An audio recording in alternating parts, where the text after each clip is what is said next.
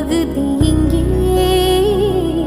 நான் இழந்த சிரிப்பும் இதய துடிப்பும் மீண்டும் இங்கே. இந்த நொடி